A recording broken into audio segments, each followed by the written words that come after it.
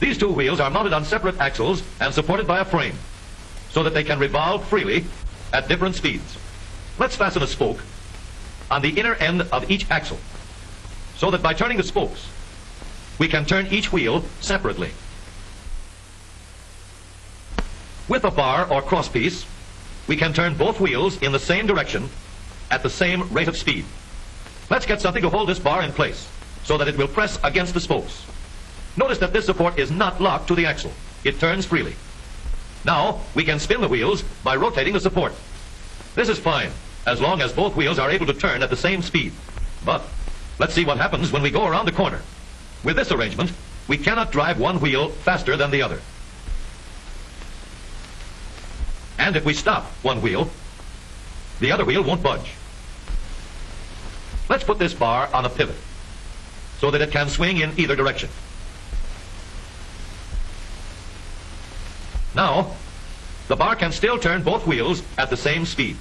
And because it pivots, it lets one wheel turn even when the other is stopped.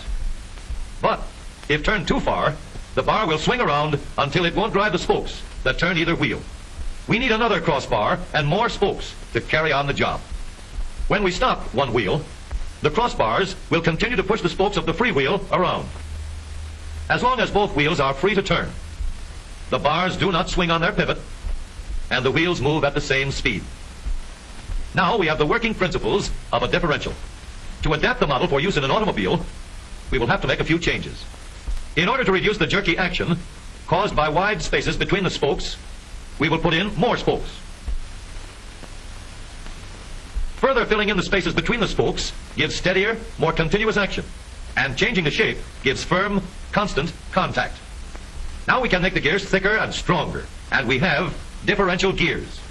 The edges are cut so that they will fit together more smoothly and silently, and another gear is added to share the work of driving the axles. The principle is the same. In order to turn the support and drive the wheels, we can fasten a large gear here, connected by a smaller gear to a source of power. Notice that the power is connected to the differential at the center line. We can make our model more compact by moving the gears closer together. When we put our differential in an automobile, we have to leave room for the drive shaft, which carries the power from the engine. We may build the floor of the car above the drive shaft.